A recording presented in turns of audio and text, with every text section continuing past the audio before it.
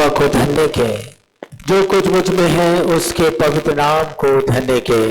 हे मेरे मन यहोवा को धन्य के और उसके किसी उपकार को ना भूलना। आइए हम अपने स्थान पर खड़े हो जाएं और प्रभु की महिमा के लिए गीत गाएंगे। गीत नंबर 6।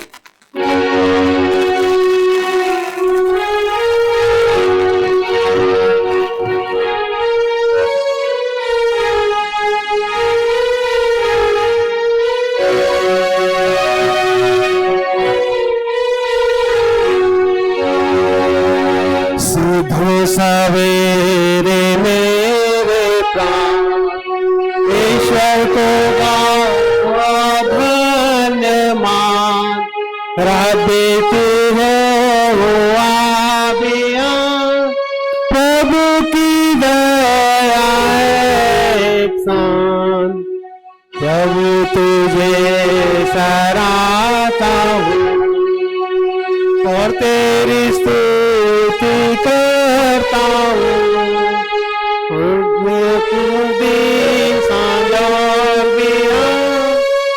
तू बिना बदल कृपावान, अंधकार के भय और डसने से मुझे फैलाया तेरा स्नेह।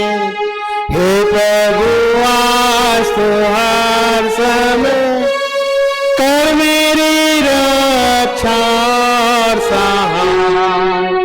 सर पर मुझे तो चढ़ा और फिसल जाने से बचा।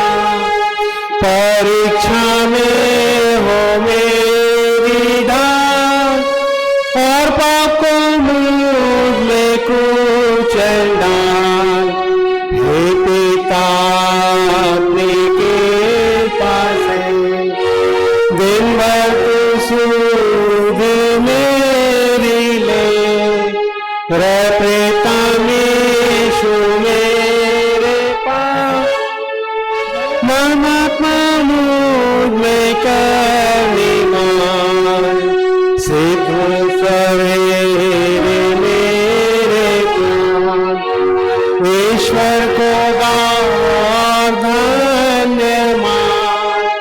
रात बीती है हुआ बिया, प्रभु की दया है एक सान। प्रभु तुझे सराहता हूँ और तेरी स्तुति करता हूँ।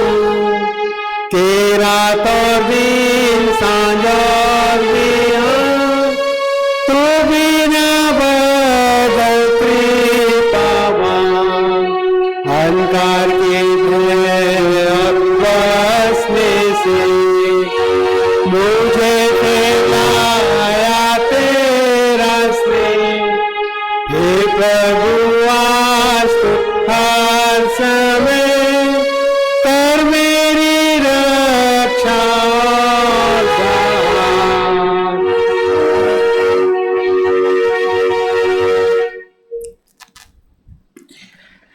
प्रभु यीशु मसीह का अनुग्रह, परमेश्वर का प्रेम और पवित्र आत्मा की सहभागिता आप सबके साथ हो। आपके साथ भी। हम एक साथ पढ़े। सर्वशक्तिमान परमेश्वर, आपके सम्मुख सबके हृदय खुले हैं। आप सबकी अभिलाषाओं को जानते हैं और आपसे कोई भेद छिपा नहीं है। अपने पवित्र आत्मा की प्रेरणा से हमारे हृदय के विचारों को शुद्ध कीजिए, ताकि हम आपसे पूर्ण रूप से प्रेम करें और योग्य रीति से आपके पवित्र नाम की स्तुति करें, हमारे प्रभु यीशु मसीह के द्वारा। आमीन। स्वर्ग में परमेश्वर की महिमा और पृथ्वी पर उसके लोगों को शांति। हे प्रभु परमेश्वर, स्वर्ग राजा, सर्वशक्तिमान पिता परमेश्वर, हम आपकी आराधना करते, आपको धन्यवाद देते और आपकी महिमा के कारण आपकी स्तुति करते हैं। हे प्रभु यीशु मसीह, परमेश्वर पिता के इकलौते पुत्र, हे प्रभु परमेश्वर, हे परमेश्वर के मेमने, आप जगत का पाप उठाने जाते हैं, हम पर दया कीजिए। आप पिता के दाहिने विराजमान हैं हमारी प्रार्थना स्वीकार कीजिए, क्योंकि केवल आप ही पवित्र हैं, आप ही प्रभु हैं, आप ही यीशु मसीह पवित्र आत्मा के साथ परमेश्वर पिता की महिमा में परम उच्च हैं। आमीन। हे पवित्र परमेश्वर, पवित्र और सामर्थी, पवित्र और अविनाशी, हम पर दया कीजिए। हे पवित्र परमेश्वर, पवित्र और सामर्थी, पवित्र और अविनाशी, हम पर दया कीजिए। हे पवित्र परमेश्वर, पवित्र और सामर्थी, पवित्र और अविनाशी, हम पर दया कीजिए। कलीसिया अपने स्थान पर बैठ जाए।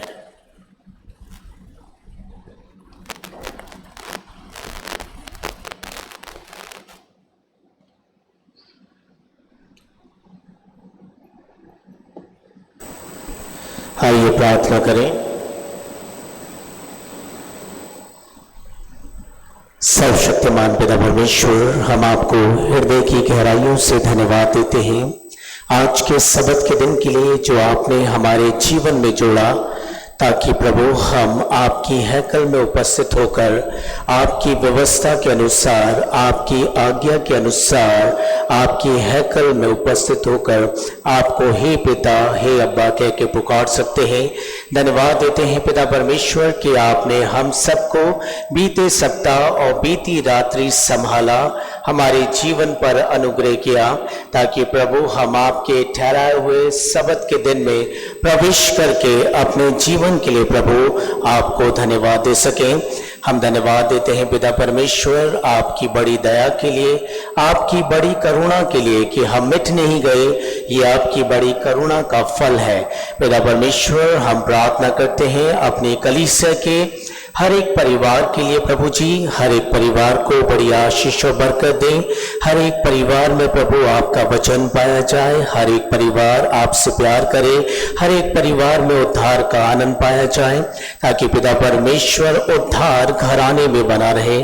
हम प्रार्थना करते हैं अपने कलीसिया के बड़े बुजुर्ग लोगों के लिए जो बीमार हैं, जो कमजोर हैं, जो असहाय हैं। प्रभु जी आप हर एक के नामों को जानते हैं। हम पिता परमेश्वर उनके जीवन पर आपकी दया को मांगते हैं। विशेष रूप से प्रार्थना करते हैं मिसेस जी हर्मिट के लिए, शीरेन जेम्स के लिए। प्रभु जी हम उनके जीवनों को आपके हाथों में सौंपते हैं। आप चंगाई देने वाले परमेश्वर हैं। प्रभु आप उन पर दया करें ताकि वो चंगाई को प्राप्त कर सके और अपने हृदय में आपको धन्यवाद दे सके। पिता परमेश्वर हम प्रार्थना करते हैं प्रभु जी तमाम कमिटीज के लिए, पास्टर कमेटी के लिए प्रभु जी, विमेन फेलोशिप के लिए, यूथ फेलोशिप के लिए, संडे स्कूल के लिए प्रभु जी, हर एक को हम आपके हाथों में सौंपते हैं। पिता परमेश्वर जिन्हें सेवा करने की जिम्मेदारी मिली है वो बड़ी नम्रता और दीनता के साथ कलीसिया की सेवा करें, और जिन्हें सिखाने का अधिकार मिला है वो बड़े आनंद के साथ, सच्चाई के साथ वो पिता परमेश्वर सिखाएं, ताकि सारी बातें मिलकर आपके नाम को महिमित करें और कलीसिया आत्मिक रीति से आगे बढ़े। पिता परमेश्वर हम प्रार्थना करते हैं जो लोग मार्ग में हैं, जो लोग आने की इच्छा रखते हैं, प्रभु आप उनकी सहायता करें ताकि वो पिता परमेश्वर समय से आपकी हैकल में उपस्थित हो सके और हम सब एक मन, एक चित, एक विश्वास में आपकी आराधना कर सके, आपको धन्यवाद दे सके। प्रभु हम प्रार्थना करते हैं अपनी डायसिस के लिए पिता परमेश्वर, हम प्रार्थना करते हैं अपने आदरणीय बिशप सर के प्रभु आपका बड़ा अनुग्रह उनके जीवन पर बना रहे, ताकि जो जिम्मेदारी प्रभु आपने उन्हें सौंपी है उस जिम्मेदारी को वो पिता परमेश्वर आपके अनुग्रह और सच्चाई से पूरा करते चले जाएं।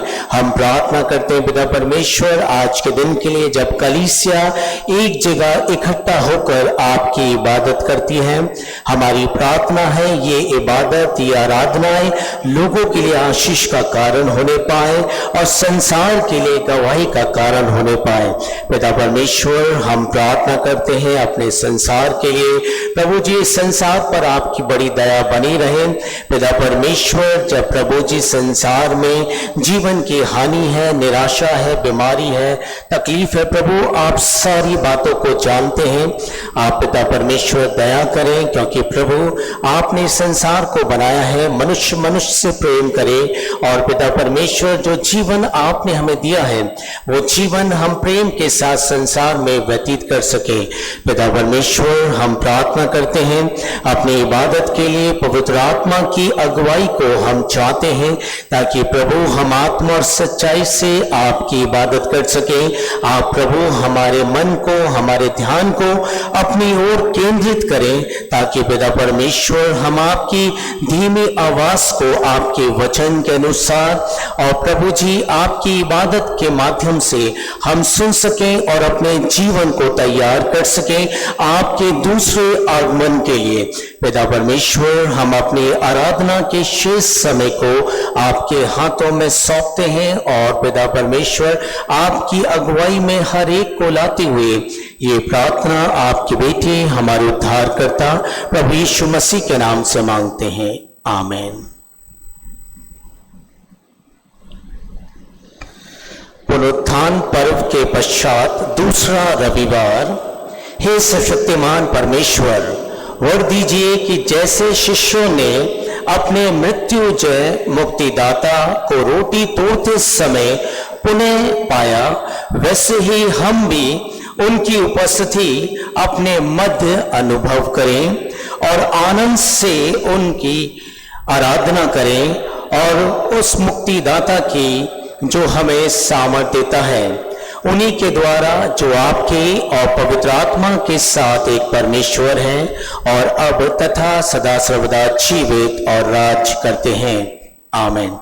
अब इस समय होगा कि बाइबल का पाठ पढ़ा जाए। पहला पाठ जो हमें मिलता है प्रेरितों के काम की पुस्तक, उसका दूसरा अध्याय, उसकी 22 आयत से लेकर 32 आयत तक, और उत्तरवादी पाठ भजन 30 और पत्रियों में से पहला पत्रस उसका तीसरा अध्याय और उसकी 13 आयत से लेकर 18 आयत तक, और सुसमाचार में से लूका रचित सुसमाचार उसका 24वां अध्याय और उसकी 13 आयत से लेकर 35 आयत तक।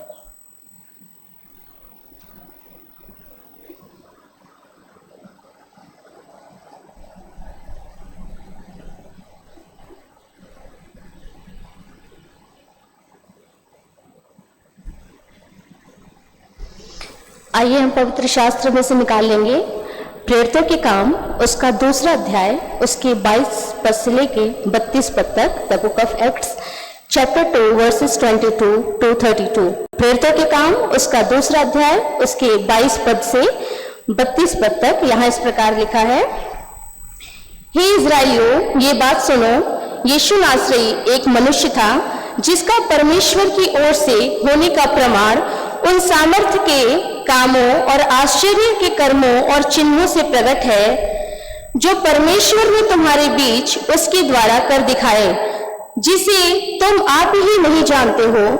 उसे यीशु को जो परमेश्वर की ठहराई हुई योजना और पूर्व ज्ञान के अनुसार पकड़वाया गया, तुमने अधर्मियों के हाथ से क्रूस पर चढ़वा कर मार डाला, परंतु उसी को परमेश्वर ने मृत्यु के बंधनों से छुड़ाकर जिलाया, क्योंकि यह अनहोना था कि वह उसके वश में रहता।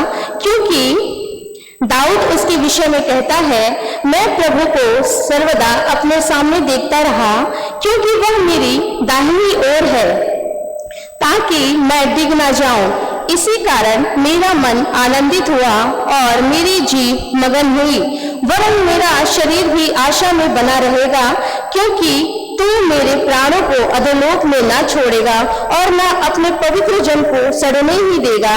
तूने मुझे जीवन का मार्ग बताया है, तूने मुझे अपने दर्शन के द्वारा आनंद से भर देगा।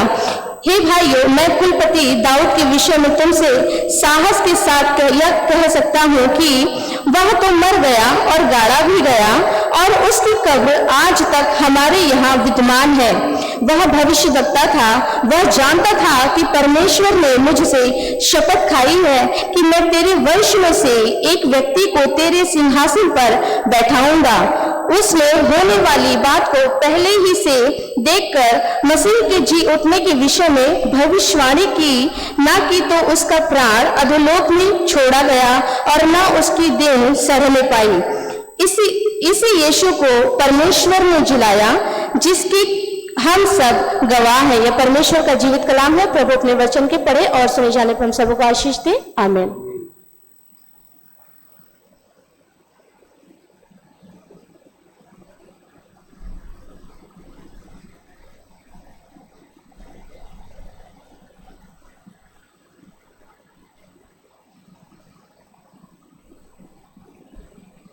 भजन 30 उत्तरवादी पाठ के रूप में हम पढ़ लेंगे। भजन 30।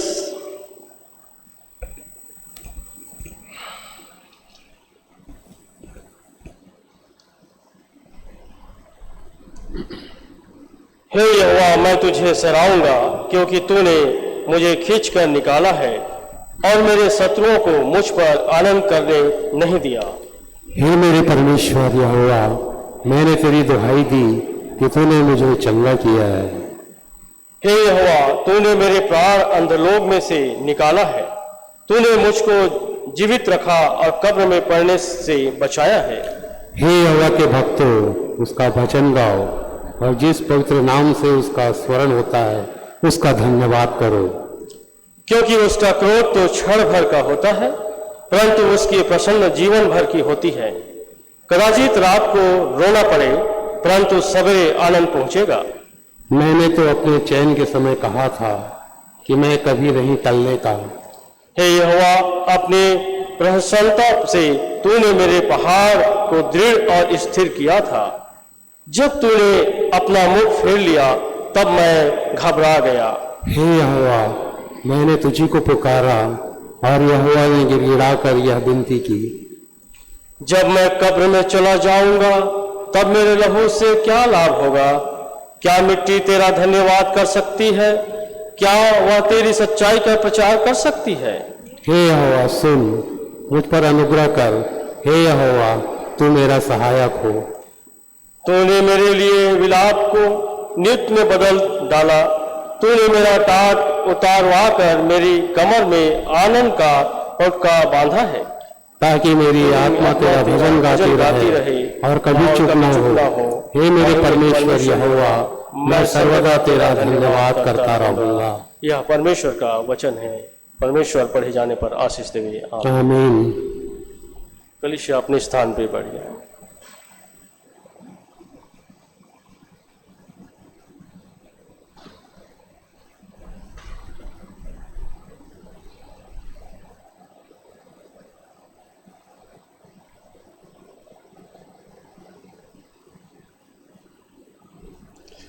पत्रियों का पाठ, पहला पत्रस उसका 3 अध्याय 13 से 18 पद तक। पहला पत्रस 3 अध्याय 13 से 18 पद। यदि तुम भलाई करने के लिए उत्तेजित रहो तो तुम्हारी बुराई करने वाला फिर कौन है? यदि तुम धर्म के कारण दुख भी उठाओ तो धन्य हो, पर लोगों के डराने से मत डरो और ना घबराओ, पर मसीह को प्रभु जानकर अपने अपने मन में पवित्र समझो। जो कोई तुमसे तुम्हारी आशा के विषय में कुछ पूछे उसे उत्तर देने के लिए सर्वदा तैयार रहो, पर नम्रता और भय के साथ, और विवेक भी शुद्ध रखो, इसलिए कि जिन बातों के विषय में तुम्हारी बदनामी होती है उनके विषय में वे जो मसीह में तुम्हारे अच्छे चाल चलन का अपमान करते हैं लज्जित हो। क्योंकि यदि परमेश्वर की यही इच्छा हो कि तुम भलाई करने के कारण दुख उठाओ, तो यह बुराई करने के कारण दुख उठाने के से उत्तम है। इसलिए कि मसीह ने भी अर्थात अधर्मियों के लिए धर्मी ने पापों के कारण एक बार दुख उठाया, ताकि हम परमेश्वर के पास पहुंच जाएं। वह शरीर के भाव से तो घात किया गया, पर आत्मा के भाव से जिलाया गया। यह परमेश्वर का वचन है। प्रवेश पर आशीष देवे। आमीन।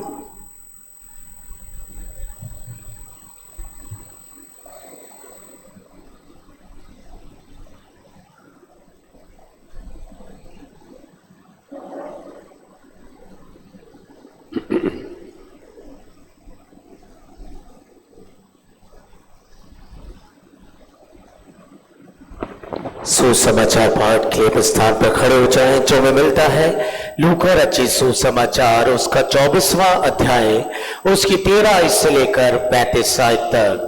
Gospel according to St. Luke chapter 24 verses beginning from 13 to 35। गाते मुझको सुनाओ फिर मंगल से समाचार, समझू मैं उसका अर्थ मंगल से समाचार।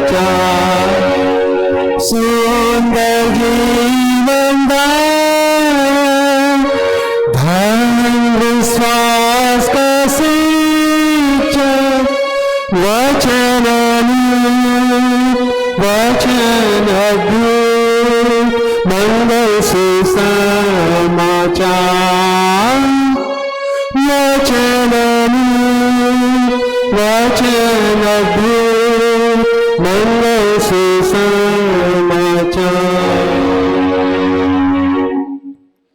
उसी दिन उनमें से 2 जन एमाउस नाम एक गांव को जा रहे थे, जो यरूशलेम से कोई 7 मील की दूरी पर था। वे इन सब बातों पर जो हुई थी आपस में बातचीत करते जा रहे थे। और जब वे आपस में बातचीत और पूछताछ कर रहे थे, तो यीशु आप ही पास आकर उनके साथ हो लिया, परंतु उनकी आंखें ऐसी बंद कर दी गई थी कि उसे ना पहचान सके। उसने उनसे पूछा, ये क्या बातें हैं जो तुम चलते चलते आपस में करते हो?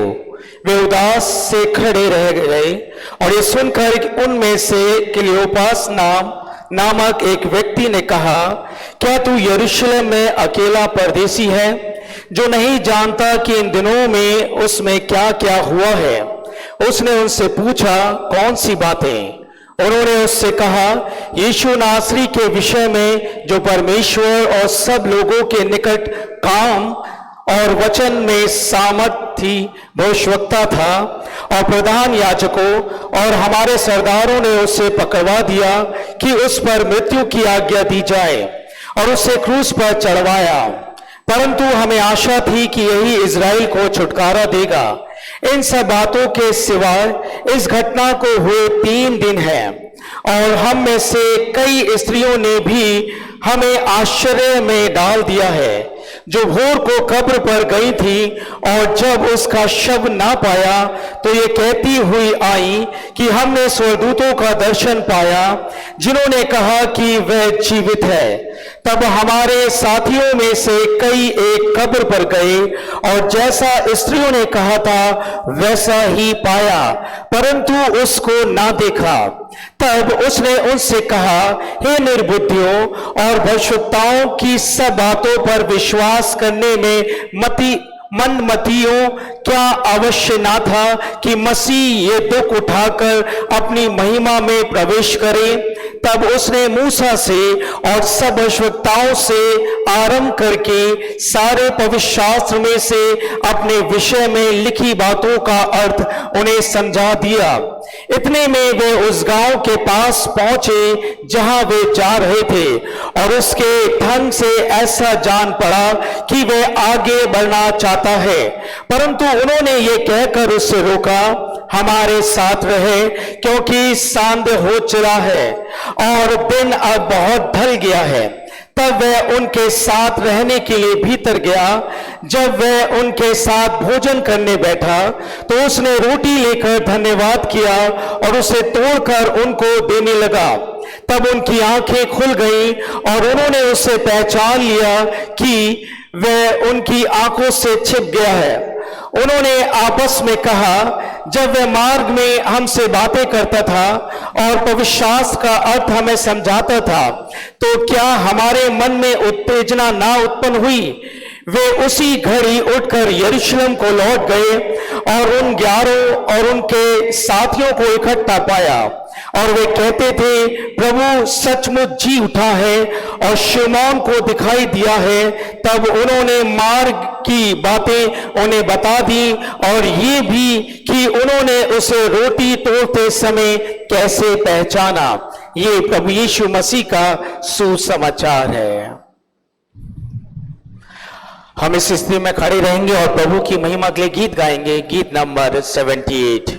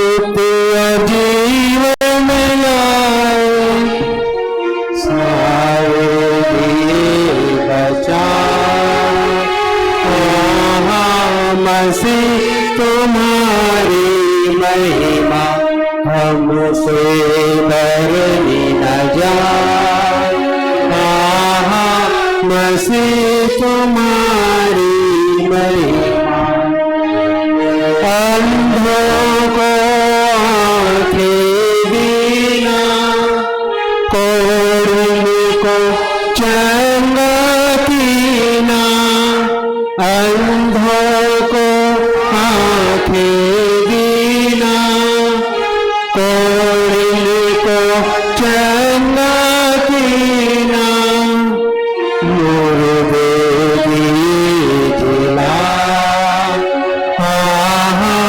मसीह तुम्हारी महिमा हमसे बरनी न जा। मसीह तुम्हारी महिमा। पानी पर चल दिखलाया, तुम्हें हवा को डांट बनाया। पानी पर चल दिखलाया, तुम्हें हवा को डांट थमाया। तेरे लिए बचाए मसीह तुम्हारी महिमा हमसे बरनी न जाए। मसीह तुम्हारी महिमा। मेरे पाप क्षमा सबकी ना, मेरे दिल में दर्शन देना। मेरे पाप क्षमा सबकी ना, मेरे दिल में दर्शन देना। प्रभु से दिया मेरा मसीह तुम्हारी महिमा हमसे बरनी न जाए। मसीह तुम्हारी महिमा। सूली पर बरछी खाई, तूने अमृत धार बहाई। सूली पर बरछी खाई, तूने अमृत धार बहाई।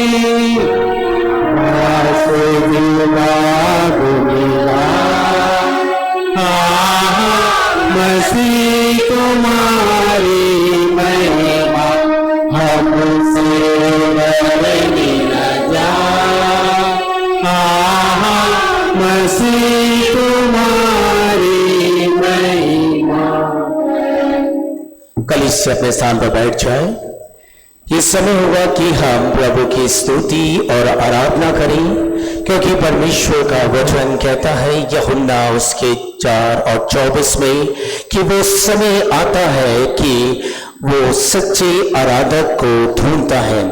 परमेश्वर ने आपको और मुझे ये मौका और ये सौभाग्य दिया है कि हम पृथ्वी पर उसके पवित्र नाम की स्तुति और प्रशंसा कर सकते हैं। और ये समय होगा चर्च की अगुवाई के लिए कि वो स्तुति और आराधना करने में हमारी अगुवाई करें।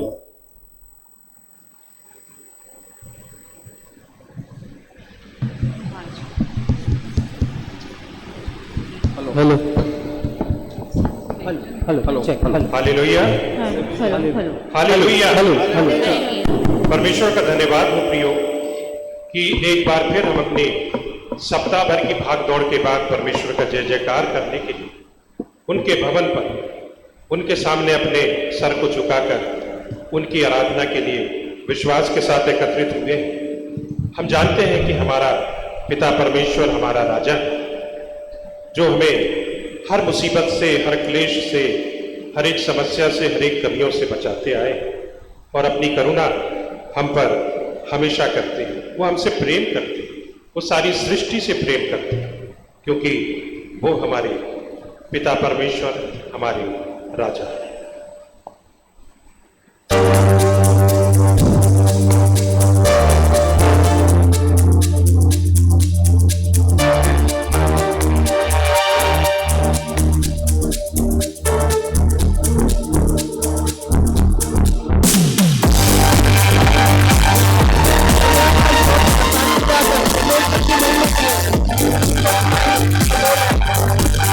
जय जयकार जय जयकार।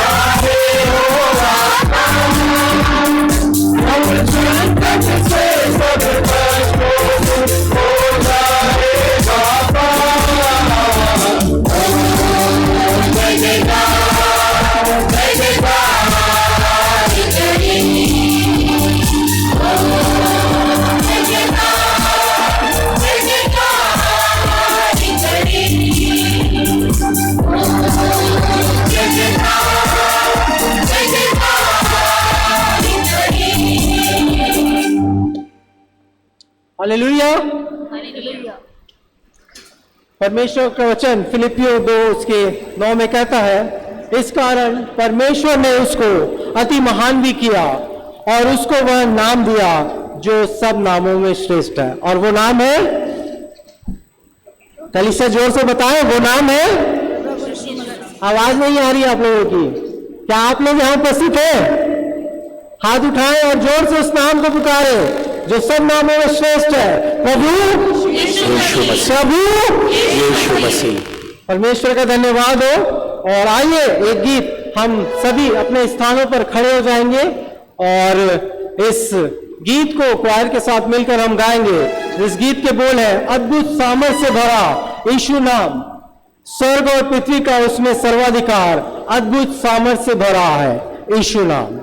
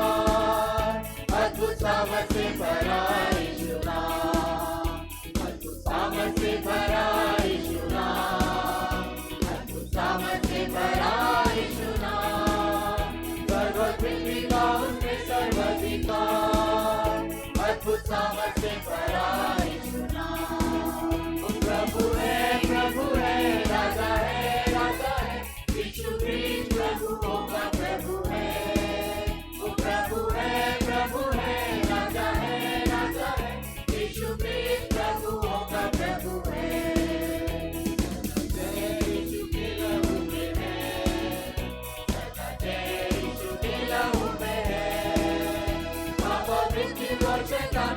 धरती पर सदा जय यीशु के लहू में है, सदा जय यीशु के लहू में है, सदा जय यीशु के लहू में है।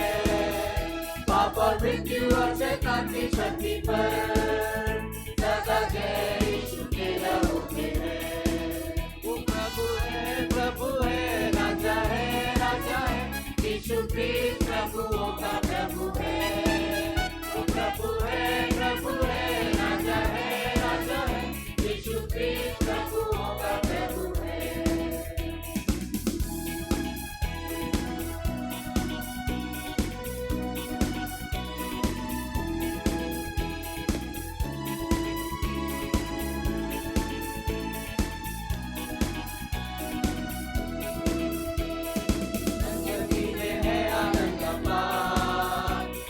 संगति में है आनंद अपार, सारे दुख और दर्द का होता है निदान।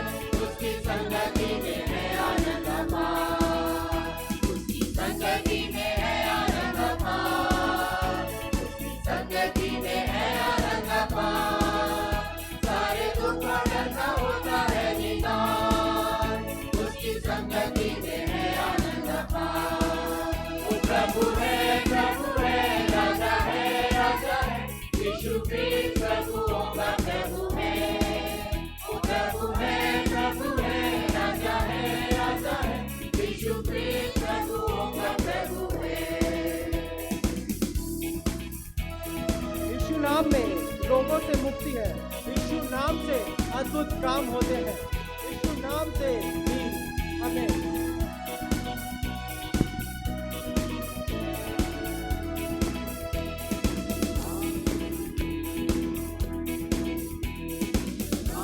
रोगों से मुक्ति है, यीशु नाम में रोगों से मुक्ति है, यीशु नाम में होते हैं अद्भुत काम, यीशु नाम में रोगों से मुक्ति है, यीशु नाम में रोगों से मुक्ति है, यीशु नाम में रोगों से मुक्ति है, यीशु नाम में होते हैं अद्भुत काम, यीशु नाम में रोगों से मुक्ति है। प्रभु है, राजा है, यीशु क्रिस्ट प्रभुओं का प्रभु है। वो प्रभु है, राजा है, यीशु क्रिस्ट प्रभुओं का प्रभु है। अद्भुत सामर्थ से भरा यीशु नाम, अद्भुत सामर्थ से भरा यीशु नाम, सर्व पृथ्वी का उसमें सर्वाधिकार। अद्भुत सामर्थ से भरा यीशु नाम, अद्भुत सामर्थ से भरा यीशु नाम, अद्भुत सामर्थ से भरा यीशु नाम, सर्व पृथ्वी का उसमें सर्वाधिकार। अद्भुत सामर्थ से भरा यीशु नाम। प्रभु है, राजा है, यीशु क्रिस्ट प्रभुओं का प्रभु है। वो प्रभु है, राजा है, यीशु क्रिस्ट प्रभुओं का प्रभु है, यीशु क्रिस्ट प्रभुओं का प्रभु है, यीशु क्रिस्ट प्रभुओं का प्रभु है। Hallelujah, hallelujah. परमेश्वर का धन्यवाद हो कि एक बार फिर से हम उसकी आराधना स्तुति करने पाए हैं। और ये समय है प्रियो कि हम अपने मनों को तैयार करें और उस पवित्र आत्मा का हम आह्वान करें।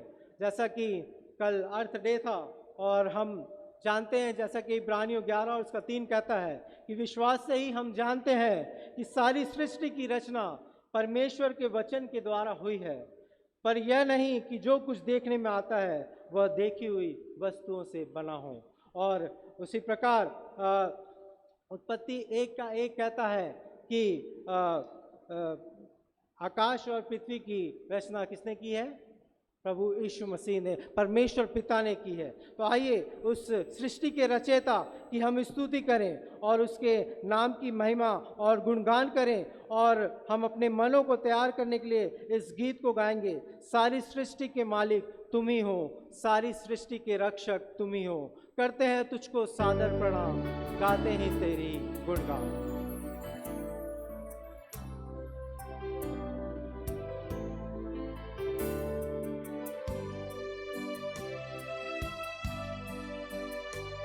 हम अपनी आंखों को बंद करें और अपने मनों को हम तैयार करें।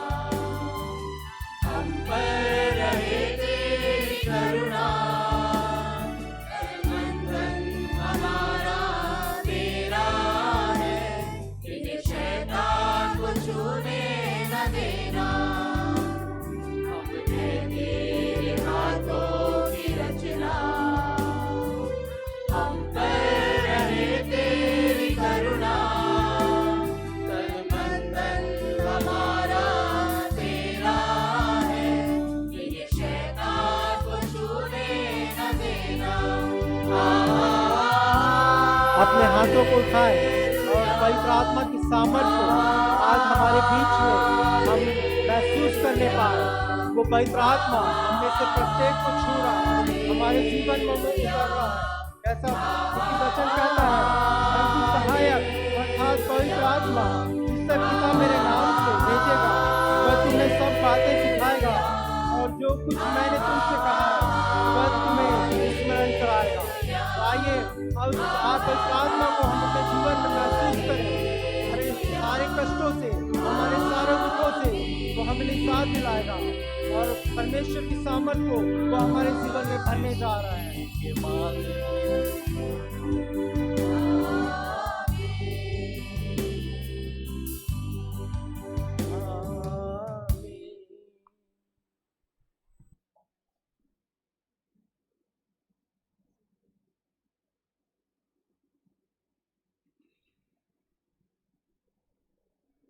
कलीसिया कृपया अपने स्थान ग्रहण करें।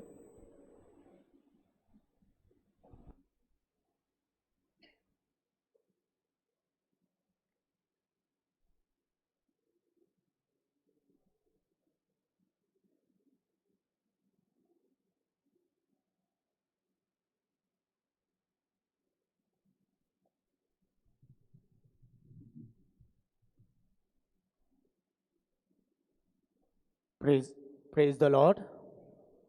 आइए इससे पहले कि हम परमेश्वर का वचन सुने, प्रार्थना करें। पिता परमेश्वर, जब हम आपके वचन पर ध्यान करते हैं, आप हमारी सहायता करें। प्रार्थना यीशु के नाम से मांगते हैं, आमीन। आज का दिन जो परमेश्वर ने बनाया, ये हमारे लिए बड़े आनंद और खुशी का दिन है, क्योंकि हम प्रभु यीशु मसीह की इबादत करने के लिए आए हैं। और जब आज की सुबह हम परमेश्वर के कलाम को सुनते हैं, जब हम उसके घर में बैठते हैं, तो परमेश्वर ये चाहता है कि हम उसकी आवाज़ को सुने और सुनने के उपरांत अपने जीवन को वैसा बनाएं। CNI एल्मनक के अनुसार जो आज का विषय है वो है विटनेसेस टू क्राइस्ट रिजरेक्शन, प्रभु यीशु के पुनरुत्थान के गवाह।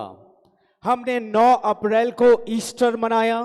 यीशु मसीह के पुनरुत्थान के विषय में हमने बड़े आनंद के साथ सुना, और फिर उसके बाद 16 अप्रैल को हमने इस बात को जाना कि पुनरुत्थान के द्वारा शांति, आनंद और जीवन आता है। और फिर CNI एल्मनक के अनुसार जो आज का विषय, आज का दिन है, वो है विटनेसेस टू क्राइस्ट रिजरेक्शन, प्रभु यीशु मसीह के पुनरुत्थान के गवाह।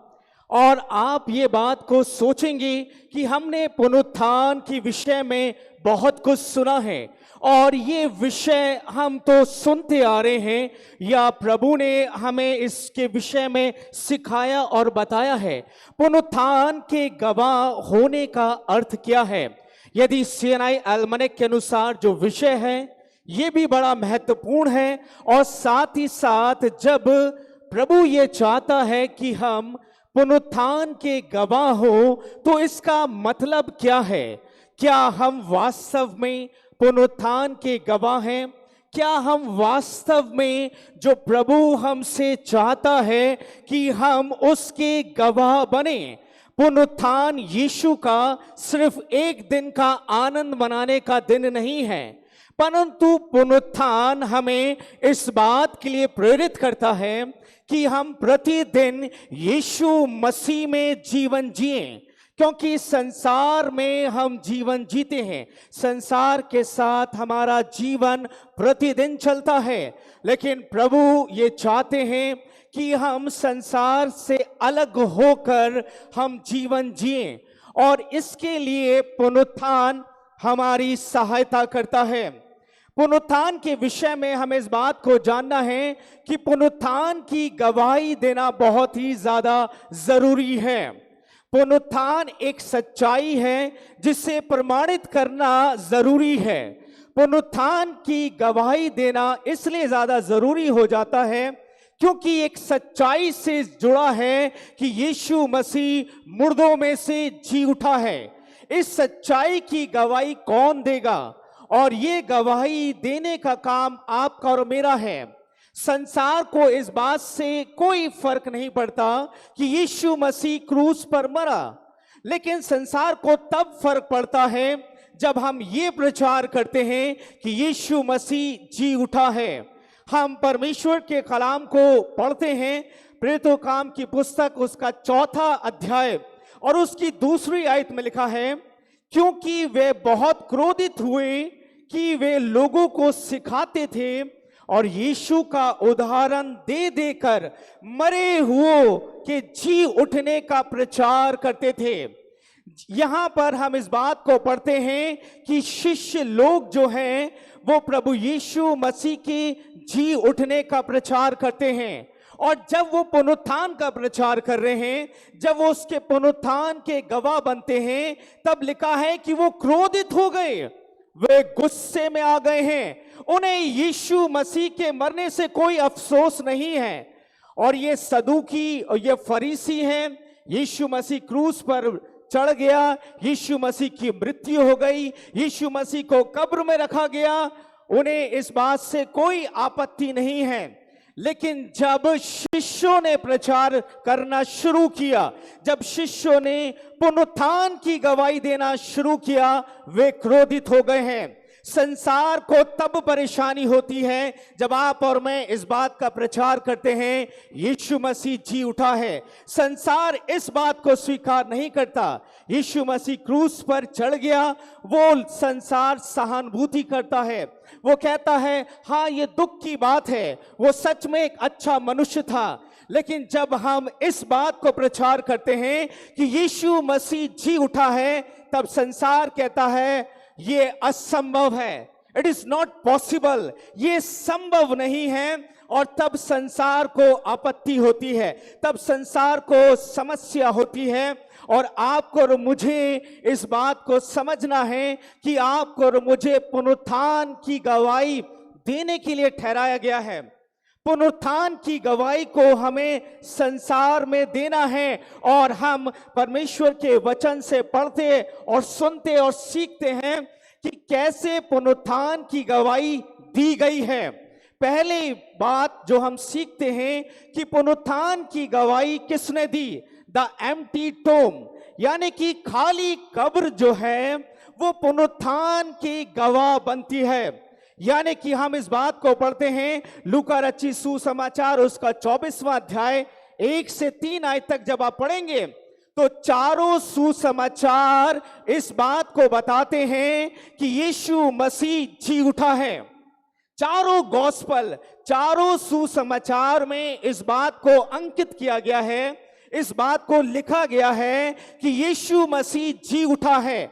इसका अर्थ ये है कि चारों सुसमाचार इस बात को प्रमाणित करते हैं कि वास्तव में यीशु मसीह मरा था और यीशु मसीह जी उठा है। और वो खाली कब्र इस बात को प्रमाणित करती है कि यीशु मसीह जी उठा है।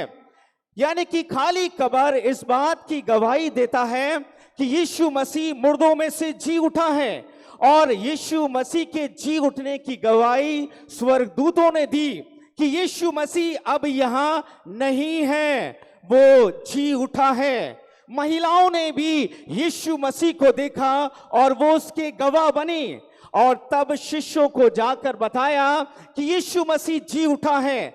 लेकिन शिष्य लोग पहले विश्वास नहीं करते हैं, वे महिलाओं की गवाही पर विश्वास नहीं करते हैं। लेकिन यीशु मसीह जी उठा है, इस बात को बहुत स्पष्ट तरीके से सुसमाचार में लिखा गया है। लूका रचित सुसमाचार को जब हम पढ़ते हैं उसके 23वें अध्याय को लूका साफ साफ लिखता है कि सबत के पहले दिन वहां पर कब्र खाली थी, और स्त्रियां जो हैं वो वहां पर आई थी ताकि यीशु के शव को वो लेप लगा सकें। और ये स्त्रियां वो थी जो हमेशा यीशु के साथ साथ चलती थी और यीशु का अनुसरण करती थी। यीशु जहां जहां जाते, शिष्य जहां जहां जाते, ये स्त्रियां भी उनकी सेवा करती थी। मेरे अजीजों, यहाँ स्त्रियां उस कब्र पर पहुंचती हैं ताकि एक बार, आखिरी बार वो यीशु की देह की सेवा कर सके। ये स्त्रियां वो थी जब यीशु मसीह सेवा करते थे, जब यीशु मसीह एक शहर से दूसरे शहर जाते थे, ये स्त्रियां यीशु मसीह की सेवाएं करती थी। लेकिन अब यीशु मसीह की देह कब्र में रखी है और इन स्त्रियों ने सोचा कि आखिरी बार हम अपने यीशु की देह के साथ हम उसकी सेवा करें। स्त्रियां वहां जाती हैं उसकी शव पर लेप लगाने के लिए। ये कब्र निकोदेमुस की थी और उसने पहले से ही 100 पाउंड का वो लेप लगवाया था यीशु की देह पर। लेकिन महिलाओं ने सोचा नहीं, हम कुछ एक्स्ट्रा करेंगे, कुछ अतिरिक्त कुछ काम करेंगे प्रभु के लिए, उसकी देह के लिए हम कुछ काम करेंगे। और इस काम के कारण वो वहां जाती हैं। और जब वो जाती हैं तो वो पाती हैं कि एक बड़ा पत्थर जो कब्र पर रखा था वो बड़ा पत्थर हट जाता है, वो कब्र खुली होती है। और ये कब्र जो है, जो एक बड़ा पत्थर है, वो आसानी से हटाया नहीं जा सकता क्योंकि उस पर रोमी साम्राज्य की सील लगी हुई है, उसकी पहरेदारी की जा रही है। और ये कब्र से हम पत्थर हटा हुआ देखते हैं।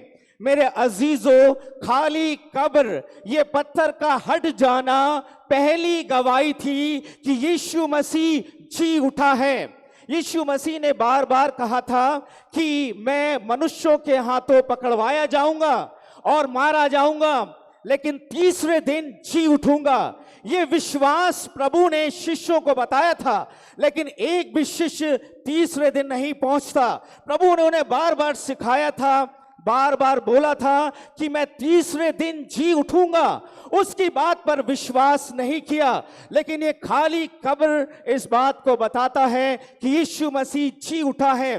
ठीक उसी प्रकार से आप और मैं बचपन से प्रभु यीशु मसीह की बात को सीखते हैं, आप और मैं परमेश्वर की बात को सीखते हैं, आप और मैंने सुना है। लेकिन सवाल ये उठता है, क्या आज हम विश्वास करते हैं? शिष्यों ने भी 3.5 साल तक सुना था, यीशु मसीह ने कहा मैं जी उठूंगा, मैं तीसरे दिन जी उठूंगा, लेकिन उन्होंने सुना और विश्वास नहीं किया। यहां पर यीशु मसीह उस कब्र से निकल कर आता है। यूहन्ना कहता है कि उस खाली कब्र को देखने वाली मरियम मगदलीनी थी, उसने इस बात को देखा कि यीशु मसीह जी उठा है। इस कब्र पर से पत्थर हट जाने का अर्थ क्या है? यीशु मसीह सामर्थी है, यीशु मसीह जो पानी पर चल सकता है, यीशु मसीह जो रोटियों को मल्टीप्लाई कर सकता है, यीशु मसीह जो मुर्दे को जिंदा कर सकता है, यीशु मसीह जो कोड़ियों को शुद्ध कर सकता है। जब उसे कब्र से बाहर आना है, जब उसे जिंदा होना है, तो यह कब्र का पत्थर हटना जरूरी नहीं था। यीशु मसीह तो कब्र से वैसे ही बाहर आ सकते थे जैसे यीशु मसीह उस बंद दरवाजे में आ जाते हैं जब शिष्य एक जगह बैठे हुए थे। ये कब्र का पत्थर क्यों हटा? ये कब्र का पत्थर इसलिए हटा कि वो यीशु को बाहर आने के लिए नहीं, यीशु मसीह तो वैसे ही बाहर आ जाते। कब्र का पत्थर इसलिए हटा ताकि दूसरे लोग उस कब्र के अंदर जाकर देख सकें यीशु जी उठा है। वो खाली कब्र आपके और मेरे लिए है। वो पत्थर का हट जाना उन शिष्यों के लिए था, मनुष्यों के लिए था कि वे जाकर देखें कि यीशु जी उठा है। उनके पास ये मौका है कि वो जाकर देख सकें कि यीशु मसीह जी उठा है। इसीलिए खाली कब्र इस बात की गवाही देता है यीशु मसीह जी उठा है। मेरे अजीजों, आप सोचेंगे कि वो खाली कब्र उन शिष्यों के लिए थी, लेकिन आज वर्तमान समय में ईश्वर ने ये अनुग्रह दिया है कि इस कलीसिया के लोग और विश्वासी लोग इज़राइल देश जाते हैं, और जब वो उस देश जाते हैं तो यकीनन वो उस यीशु की कब्र के पास जाते हैं और उन्हें ये मौका मिलता है कि वो उस कब्र के अंदर जाकर देख सकें कि यीशु मसीह जी उठा है। यानी कि परमेश्वर का कलाम ये सिखाता है कि इस खाली कब्र ने इस बात की गवाही दी कि यीशु मसीह जी उठा है। दूसरी बात कि यीशु मसीह के जी उठने की गवाही किसने दी? दूसरी बात है एंजल मैसेंजर, यानी कि स्वर्गदूत संदेश वाहक बनकर आए। इस हिस्से को हम पढ़ते हैं लूका रचित सुसमाचार उसका 24वां अध्याय और उसकी 4 से 8 में हम पढ़ते हैं, ये स्त्रियां उस कब्र के पास जा रही हैं और वो बहुत ही निराश हैं। वो आपस में बातचीत कर रही हैं कि हम कैसे उस कब्र के पास जाएंगे, कैसे हम अपने प्रभु की सेवा करेंगे। और तब ये स्त्रियां बहुत ही असमंजस में हैं। और फिर हम इस बात को पढ़ते हैं कि इन स्त्रियों ने 2 स्वर्गदूतों को देखा। ये स्वर्गदूत जो हैं बहुत ही पवित्र हैं, ये स्वर्गदूत जो हैं बहुत ही सामर्थी हैं और ये एक संदेश को लेकर आए थे। मेरे अजीजों, उस कब्र पर पहुंचने वाले ये स्वर्गदूत किस बात की गवाही देने आए? यहां पर हम इस बात को पढ़ते हैं कि ये स्वर्गदूत परमेश्वर की ओर से आते हैं। और जब इन स्त्रियों ने उन स्वर्गदूतों को देखा, वे डरे नहीं, वे भयभीत नहीं हुए, परंतु उन्होंने उसकी इबादत की और उसकी बात को ध्यान से सुना। उन स्त्रियों ने उन स्वर्गदूतों की बात को ध्यान से सुना, क्योंकि उन्हें मालूम था कि इतिहास में कि परमेश्वर अपने दूतों को भेजता है अपनी बात को प्रकट करने के लिए। और इसका जिक्र हम पढ़ते हैं उत्पत्ति उसके 19 और 1 से 2 में। वहां पर परमेश्वर ने 2 स्वर्गदूतों को भेजा और लूत के घर में ये स्वर्गदूत जाते हैं। इन स्वर्गदूतों ने लूत के परिवार को एक संदेश दिया था और यह संदेश ये था कि सदोम और अमोरा कल उलट दिया जाएगा, यानी कि सदोम और अमोरा में आग और गंधक गिरेगी। एक संदेश लेकर आए।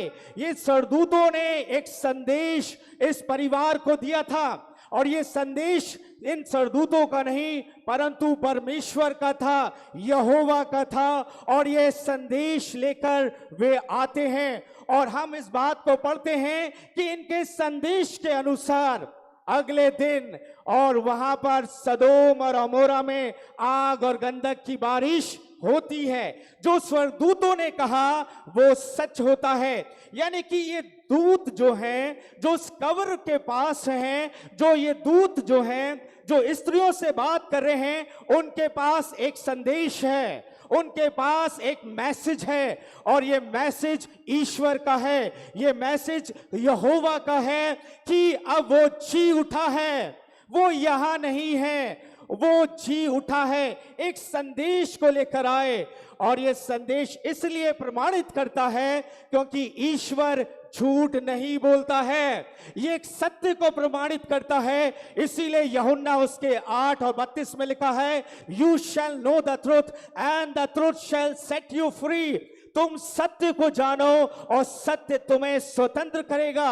इन स्त्रियों के आंसू रुक गए, इन स्त्रियों की निराशा कम हो गई क्योंकि उन्होंने एक संदेश को सुना और ये संदेश उन्हें साहस देता है, ये संदेश उन्हें विश्वास देता है कि प्रभु जी उठा है। 2 स्वर्गदूतों के माध्यम से परमेश्वर अपने बेटे के जी उठने को प्रमाणित करते हैं। निर्गमन की पुस्तक उसका 25वां अध्याय और उसकी 18वीं आयत में जब पढ़ेंगे, जब परमेश्वर ने अपने वाचा का संदूक बनाया तो 2 स्वर्गदूत का रूप बनाए जो परमेश्वर की उपस्थिति को दर्शाते हैं। यानी कि 2 स्वर्गदूतों के द्वारा से परमेश्वर अपनी उपस्थिति को प्रमाणित करता है, परमेश्वर अपने काम को प्रमाणित करता है।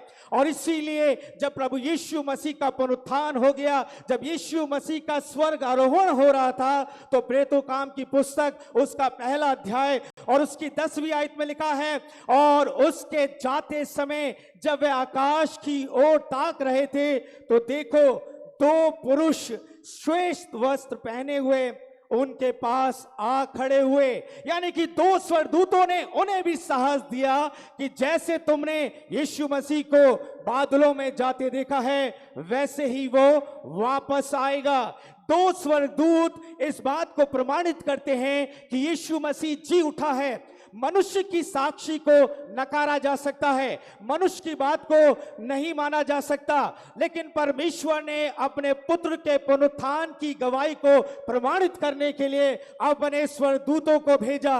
स्वर्गदूतों ने जो कहा वो सच है, स्वर्गदूतों ने जो कहा वो सही है। यूहन्ना उसके 20 और 12 में लिखा है कि एक स्वर्गदूत यीशु के सिराने और एक पैठाने बैठा था और उस स्वर्गदूत ने कहा कि वो जी उठा है, तू जीवित को मुर्दों में क्यों ढूंढती है। यानी कि एक डिवाइन रेवलेशन, एक अलौकिक प्रकाशन परमेश्वर ने उन स्वर्गदूतों के माध्यम से स्त्रियों को दिया। परमेश्वर आज आपको और मुझे भी अलौकिक प्रकाशन देता है। परमेश्वर आज भी हमसे बातचीत करता है कि यीशु मसीह जी उठा है।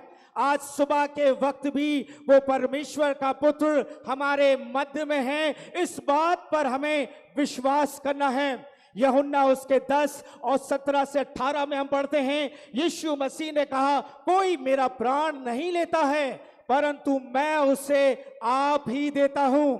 यीशु मसीह ने क्रूस पर आखिरी सांस ली, लेकिन पुनरुत्थान के बाद उसने इस बात को प्रमाणित कर दिया कि वो हमारे लिए हमेशा जी उठा है। और जब स्वर्गदूतों ने ये बात स्त्रियों को कही तब उनकी आंखें खुल गईं। मेरे अजीजों, परमेश्वर का कलाम हमारी आंखों को खोलता है। आप और मैं संसार में जीवन जीते हैं, आप और मैं संसार को देखते हैं, आप और मैं संसार के हिसाब से चलते हैं, लेकिन जब परमेश्वर का कलाम हमसे बातचीत करता है, जब परमेश्वर का वचन हमें सिखाता है तो हमारी आंखें खुल जाती हैं। और परमेश्वर ने उनकी आंखें खोल दी, उन स्वर्गदूतों के द्वारा से उन स्त्रियों की आंखें खुल गईं और इस बात को प्रमाणित कर दिया कि यीशु मसीह जी उठा है और उसे वो कब्र भी रोक नहीं सकी।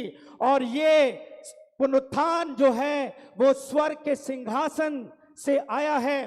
प्रभु यीशु मसीह का जी उठना उस पिता की इच्छा को बताता है और इसीलिए हम इस बात को पाते हैं कि दूसरी बात जो गवाही प्रमाणित हुई वो स्वर्गदूतों के द्वारा से। तीसरी बात कि यीशु मसीह के पुनरुत्थान की गवाही को स्त्रियों ने प्रमाणित किया। प्रभु यीशु मसीह के जी उठने की बात को हम पढ़ते हैं कि स्त्रियां प्रभु यीशु मसीह की कब्र पर जाती हैं। इन स्त्रियों ने स्वर्गदूतों को देखा, इन स्त्रियों ने स्वर्गदूतों की बातों को सुना। जो उन्होंने देखा, जो उन्होंने सुना, वो जाकर उन्होंने शिष्यों को बता दिया। ये स्त्रियां सुनकर विश्वास करके उस बात को शिष्यों को बताती हैं। जब तक आप और मैं देखते नहीं हैं, जब तक आप और मैं सुनते नहीं हैं, आप और मैं विश्वास नहीं कर सकते। इन स्त्रियों ने देखा, इन स्त्रियों ने सुना और सुनने के बाद वो प्रभु यीशु मसीह के पुनरुत्थान की बात को बताने के लिए शिष्यों के पास आ जाती हैं और उन्होंने कहा कि यीशु मसीह जी उठा है, वो कब्र खाली है। और जब ये स्त्रियां इस बात को कहती हैं, किसी और शिष्यों ने विश्वास नहीं किया, लेकिन उनकी बात को 2 शिष्यों ने माना, 2 शिष्यों ने विश्वास किया और उसमें पतरस और यूहन्ना था। जब उन्होंने स्त्रियों की बात को सुना, ये दोनों उठते हैं और उठकर कब्र की ओर दौड़ते हैं। यानी कि इन स्त्रियों ने गवाही को दिया और इसी गवाही के कारण पतरस उस कब्र पे पहुंचा, यूहन्ना उस कब्र पे पहुंचा और वहां पहुंचकर उन्होंने इस बात को विश्वास किया कि यीशु मसीह जी उठा है। यानी कि स्त्रियां जो हैं इस पुनरुत्थान की गवाह होती हैं। उन्होंने यदि नहीं बताया होता तो यूहन्ना और पतरस नहीं पहुंचते। और वैसे ही स्त्रियों को भी परमेश्वर ने ऐसा अनुग्रह दिया है कि वो अपने परिवार को इस पुनरुत्थान के विषय में, अपने परिवार को उद्धार के विषय में, अपने परिवार को परमेश्वर के वचन के बारे में बता सकते हैं। और इन स्त्रियों ने इस बात की गवाही दी और यीशु मसीह जी उठा है। चौथी बात, चौथी गवाही जो यीशु मसीह के पुनरुत्थान की थी वो नकारी नहीं जा सकती। चौथी गवाही को स्वयं प्रभु यीशु मसीह ने दिया। प्रभु यीशु मसीह स्वयं उस चौथी गवाही को प्रमाणित करते हैं और जिसका जिक्र हमने बाइबल में पढ़ा लूका उसके 24 अध्याय में, कि जब इमाउस के रास्ते में लोग आपस में बातचीत कर रहे थे, वो आपस में इस बात को डिस्कस कर रहे थे कि यीशु मसीह के साथ क्या हुआ है। यीशु मसीह को क्रूस पर चढ़ा दिया गया और लिखा है यीशु मसीह स्वयं उनके मध्य में आ गया। उनका विश्वास कमजोर हो गया, उन्होंने नहीं जाना कि यीशु मसीह जी उठा है और यीशु मसीह स्वयं जो है उनके मध्य में आ जाते हैं और यीशु मसीह उनसे बातचीत करते हैं, क्योंकि वे लोग यीशु को नहीं देख पा रहे थे। लूका उसके 24 और 16 में लिखा है उनकी आंखें बंद थी, वे लोग यीशु मसीह को नहीं देख पा रहे थे और यीशु मसीह उनसे बातचीत करते हैं। यीशु मसीह ने कहा तुम्हें शांति मिले। यीशु मसीह उस गवाही को प्रमाणित करते हैं, उन शिष्यों को प्रमाणित करते हैं कि मैं वास्तव में जी उठा हूं। और यीशु मसीह ने इस बात को कहा कि अब पुनरुत्थान मेरा है, अब मैं तुम्हारे साथ हूं, मैं हमेशा के लिए जीवित हूं। और यीशु मसीह जब इस बात को कहते हैं, ये शिष्य जो हैं विश्वास करते हैं। इन शिष्यों ने अभी तक प्रभु को नहीं जाना था, प्रभु पर विश्वास उनका मजबूत नहीं हुआ था, लेकिन यीशु मसीह ने जब उनकी आंखें खोल दी, लूका उसके 24 और 45 में यीशु मसीह ने उनकी आंखें इसलिए खोली ताकि वे लोग विश्वास करें और विश्वास के द्वारा से प्रचार करें। और प्रचार क्या है? 47 आयत में लिखा है यरूशलेम से लेकर सब जातियों में मन फिराव का और पापों की क्षमा का प्रचार उसी के नाम से किया जाएगा। ये गवाही देने के लिए प्रभु यीशु मसीह इन शिष्यों के सामने प्रकट हुए कि तुम्हें इस बात की गवाही देनी है कि यीशु के नाम से ही क्षमा मिलती है। यीशु मसीह का पुनरुत्थान इसलिए हुआ ताकि आप और मैं गवाह बने कि पुनरुत्थान के नाम से ही हमें क्षमा मिलती है। मेरे अजीजों, इस पुनरुत्थान की गवाही देना हमारे लिए क्यों जरूरी है? क्योंकि जैसा हमने वचन पढ़ा कि जब पुनरुत्थान के विषय में बताया गया, लोग क्रोधित हुए, लेकिन इन शिष्यों ने हमेशा पुनरुत्थान की ही गवाही दी। प्रेरितों काम की पुस्तक उसका 4 अध्याय और उसकी 33 आयत में लिखा है और प्रेरित बड़ी सामर्थ से प्रभु यीशु मसीह के जी उठने की गवाही देते रहे और उन पर बड़ा अनुग्रह था।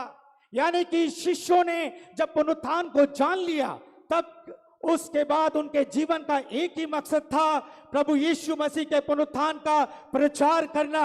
उनके जीवन पर अनुग्रह था और उस अनुग्रह से उन्होंने परमेश्वर के पुनरुत्थान की गवाही दी। आज वर्तमान समय में परमेश्वर हमसे चाहता है कि आप और मैं उसके पुनरुत्थान की गवाही दें। चारों गॉस्पल उसके पुनरुत्थान की गवाही देते हैं, लेकिन वर्तमान समय में आपका जीवन गॉस्पल है। वर्तमान समय में आपका जीवन सुसमाचार है।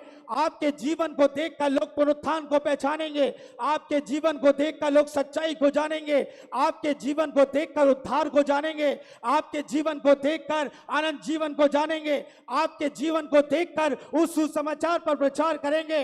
अब ये चारों सुसमाचार आपके और मेरे लिए है, लेकिन अब आपको और मुझे गवाह बनना है। यानी कि हमारा जीवन जो है वो पुनरुत्थान का गवाह होना चाहिए।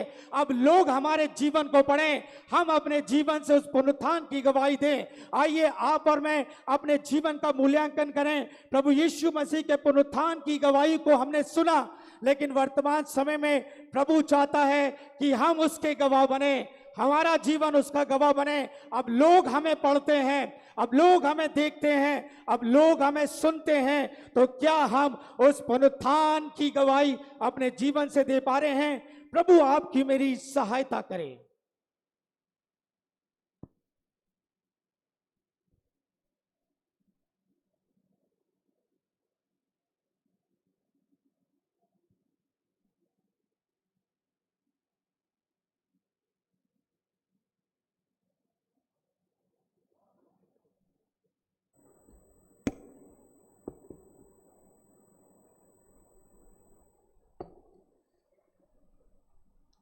आइए हम सब स्थान पर खड़े हो जाएंगे और हम प्रेरितों का विश्वास वचन एक साथ बोलेंगे, जो हमें मिलता है पृष्ठ क्रमांक 15। पृष्ठ क्रमांक 15 प्रेरितों का विश्वास वचन हम एक साथ बोलेंगे। मैं सर्वशक्तिमान पिता स्वर्ग और पृथ्वी के सृष्टिकर्ता परमेश्वर पर विश्वास करता हूँ। मैं उसके इकलौते पुत्र हमारे प्रभु यीशु मसीह पर विश्वास करता हूँ। वह पवित्र आत्मा के सामर्थ्य से गर्भ में आए और कुंवारी मरियम से जन्मे। उन्होंने पुन्तियुस पिलातुस के शासन में दुख भोगा, वे क्रूस पर चढ़ाए गए, मरे और गाड़े गए और मृतकों के लोक में उतरे। तीसरे दिन वह जी उठे, वह स्वर्ग पर चढ़ गए और पिता के दाहिनी ओर विराजमान हुए। वह जीवितों और मृतकों का न्याय करने को फिर आएंगे।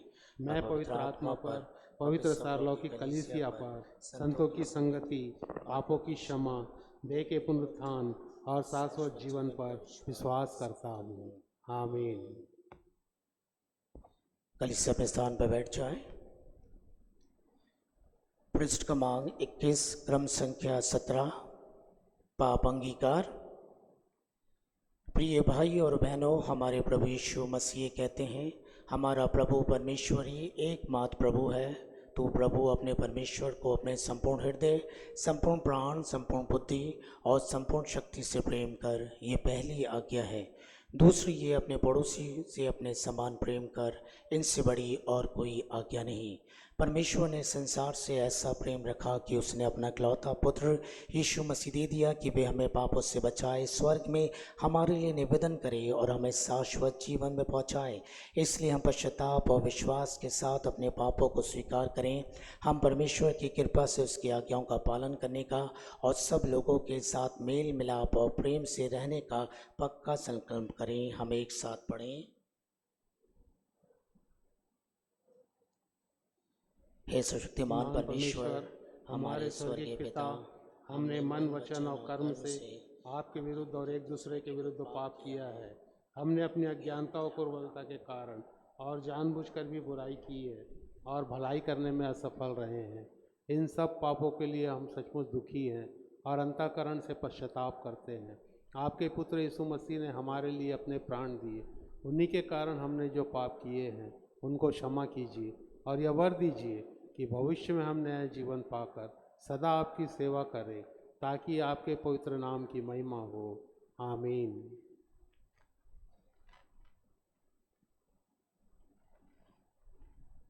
सर्वशक्तिमान परमेश्वर उन सबको क्षमा करता जो एक दूसरे को क्षमा करते हैं और सच्चा पश्चाताप करते हैं।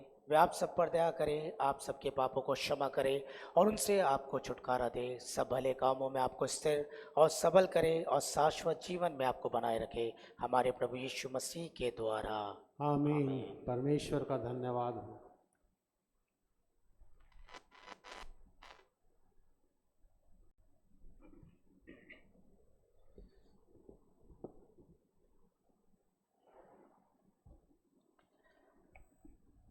कलीसियाई सूचना। मैं आप सभी का प्रभु यीशु के मधुर और मीठे नाम में सुबह की इबादत में स्वागत करता हूं। हमारी आराधना का समय सुबह 8:30 बजे का है। हमारी आराधना सुबह 8:30 बजे आरंभ हो जाती है और सुबह 8:30 बजे ही संडे स्कूल भी आरंभ होता है। माता पिता से निवेदन है कि आप सब अपने बच्चों को संडे स्कूल में भेजें ताकि बचपन से ही वो परमेश्वर की बातों को सीखते चले जाएं। बीते समयों में जो लेंट की आराधना की गई, उपवासकालीन आराधना, यदि किसी के पास एनवलप्स हैं तो आप उसे चर्च ऑफिस में आप जमा कर सकते हैं। 7 मई को स्टूवर्डशिप संडे की आराधना होगी। आप सब इस भंडारीपन की आराधना के लिए प्रार्थना करें और तैयारी के साथ आप सब इस आराधना में शामिल हों। आराधना के पश्चात स्थानीय महिला सभा की सभी महिलाएं रुक जाएंगी और उनके द्वारा से विश्व प्रार्थना दिवस मनाया जाएगा। आप सभी उसमें आमंत्रित हैं, तो आराधना के पश्चात आप सब उसमें शामिल हों। हमारे पास दान की सूचना नहीं आ पाई है किसी कारणवश, क्योंकि अभी पूरी तरीके से जो कोषाध्यक्ष का जो कार्य है वो उन्हें नहीं मिल पाया है और इस सप्ताह के दान की सूचना हमारे पास नहीं आई है। आने वाले रविवार को हम 23 तारीख और उसकी सूचना हम आपको दे देंगे।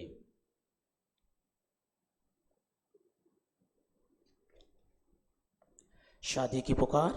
मैं रेवरेंड सुनील कुमार प्रफुल्ल मेश्राम पिता श्री निर्मल मेश्राम जो कि सेंट पॉल कैथेड्रल के सदस्य हैं एवं विशाली जेम्स स्वर्गीय राजेश जेम्स की पुत्री जो कि सेंट जेकब चर्च चूरा के सदस्य हैं, इनका पवित्र विवाह दिनांक 10/5/2023 प्रातः 11 बजे सेंट जेकब चर्च कलीसिया में होना तय हुआ है। यदि आप में से कोई ऐसा ठोस या उचित कारण जानता हो जिससे इनका विवाह भारतीय संविधान और सीनाई संविधान के अनुसार ना हो तो लिखित रूप में अपने पासवान को दे सकते हैं। ये इनके विवाह की पहली पुकार है। मैं रेवरेंड सुनील कुमार विवाह की पुकार देता हूँ। अरुण काबिलस पिता श्री मधु काबिलस जो कि सेंट पॉल कैथेड्रल के सदस्य हैं एवं प्रेरणा मसीह पुत्री लेट मिस्टर सुरेश मसीह जो कि सेंट पॉल कैथेड्रल की सदस्य हैं, इनका पवित्र विवाह दिनांक 12/5/2023 को शाम को 4 बजे इसी आराधनालय में होना तय हुआ है। यदि आप में से कोई ऐसा उचित कारण जानता हो जिससे इनका विवाह भारतीय संविधान और सीनाई संविधान के अनुसार ना हो तो लिखित रूप में अपने पासवान को दे सकते हैं, अन्यथा सदा के लिए खामोश रहें। ये इनकी विवाह की पहली पुकार है। आइए हम इन जवानों के लिए प्रार्थना करें। पिता परमेश्वर, हम आपको धन्यवाद देते हैं प्रभु जी, प्रफुल्ल और वैशाली के लिए, अरुण और प्रेरणा के लिए। जब प्रभु जी ये चारों ही जवान पिता परमेश्वर आने वाले समय में प्रभु अपने परिवार का निर्माण करेंगे, प्रभु इनके परिवारों की तैयारी को आशीष और बरकत दें ताकि समय आने पर ये अपने परिवार को बना सकें और मसीह यीशु में आशीष को प्राप्त कर सकें। ये प्रार्थना यीशु मसीह के नाम से मांगते हैं, आमीन। ये समय होगा कलीसियाई सचिव के लिए मिस्टर जॉन राजेश पॉल के लिए कि वो अपनी बात को यहाँ पर रखेंगे।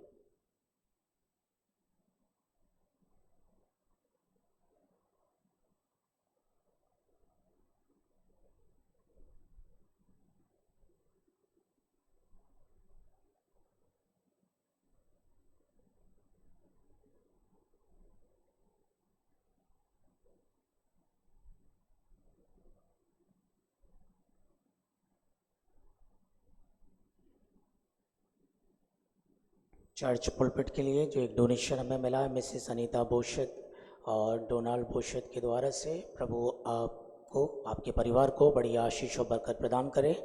15,000 का ये डोनेशन चर्च पुलपिट के लिए दिया गया है।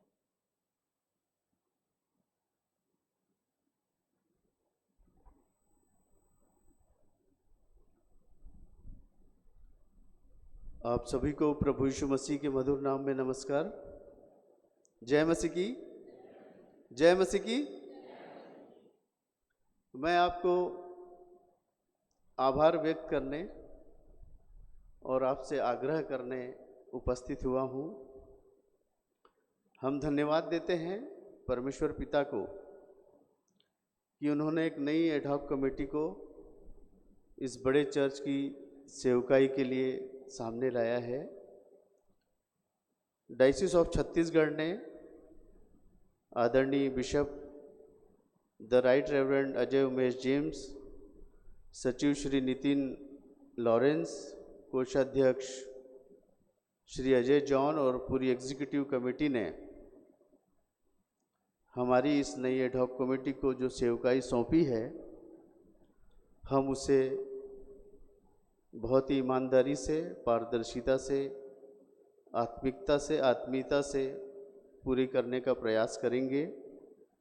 हम धन्यवाद देते हैं कि पिछले दिनों, पिछले संडे आप सभी ने हम सबों को बहुत प्रेम से ग्रहण किया, हमारा स्वागत किया, उसके हम आपके अत्यंत आभारी हैं।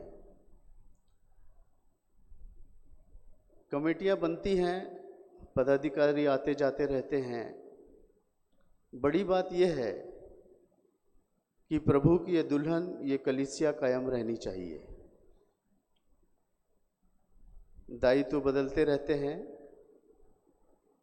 कुछ लोग बहुत अच्छा काम कर जाते हैं, किसी के काम में कमी रह जाती है। अब हम कोशिश कर रहे हैं हमने कल बैठक की, एक पहली बैठक हमारी 1 एजेंडा बैठक थी, वो सर्वसम्मति से उसमें प्रस्ताव पारित हुआ है। सिग्नेटरी चेंज करने का था, फाइनेंशियल मैटर्स पे बात हुई है। इसके अलावा जो मंडली से हमको फीडबैक मिला उन बिंदुओं पर भी हमने चर्चा की है, उस पर हमने बात की है।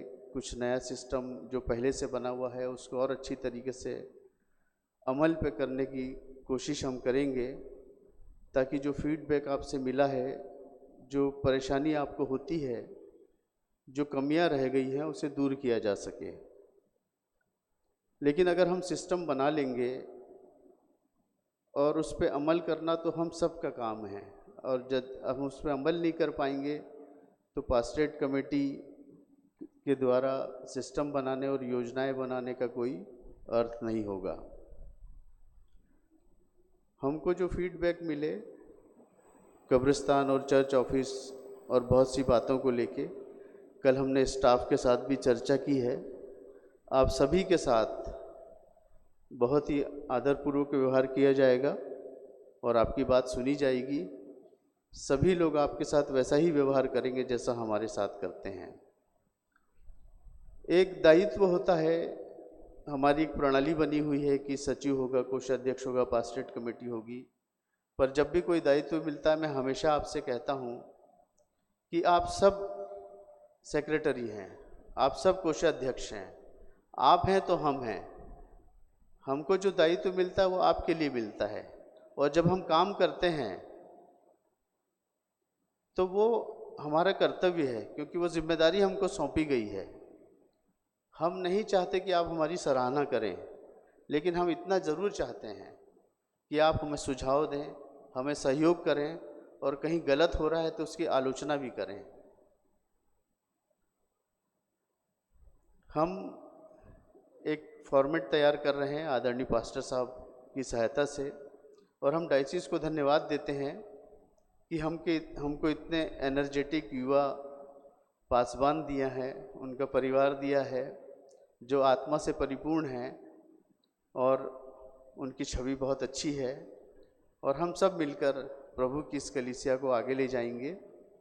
और जो कमेटी बनाई गई है उसमें आप सब जानते हैं एक दूसरे को, उसमें 3 इंजीनियर हैं, 2 नामी वकील हैं, ट्रांसपोर्टर हैं, एक बड़े बिजनेसमैन हैं, एक कैटरर के जानकार हैं, 3 कांग्रेस के जनप्रतिनिधि हैं, और अपनी अपनी विधाओं में सब पारंगत लोग हैं, और एक छोटा जर्नलिस्ट भी है। तो मतलब अद्भुत विधाओं का एक संगम है, और हम सब मिलके इस काम को आगे बढ़ाएंगे। अभी हम एक फॉर्मेट तैयार कर रहे हैं कि जिससे आप जब यहाँ पे अपने किसी कार्य के लिए आए तो आपको ये पता रहे कि आपको किस व्यक्ति को अप्रोच करना है। कई दफ़े क्या होता है कि हम गलत जगह अप्रोच करते हैं तो हमारा वक्त भी बर्बाद होता है और हमारे संसाधनों का दुरुपयोग भी होता है। मसलन अगर आप शादी के कार्य से आ रहे हैं, आप विवाह अपने बेटे या बेटी का करना चाहते हैं, तो आपको किससे मिलना है, आपको क्या क्या फॉर्मेलिटीज़, कौन कौन से दस्तावेज कंप्लीट करके लाने हैं, और उसके आगे की प्रक्रिया क्या है, हम उसको सब एक प्रिंट आउट आपको देंगे, व्हाट्सएप पे भी डाल देंगे, आप अपने परिचितों को डालिएगा, ताकि वो सारी चीज़ें लेके आप एक बार आएँ और एक बार में ही अपना काम करके चले जाएं। फिर उसके आगे उससे और दूसरे संबंधित है, बैप्टिज़म है, अर्पण है, कन्फर्मेशन है, या आपके घर में किसी का स्वर्गवास हो गया है, तो आपको क्या करना है, किसको अप्रोच करना है।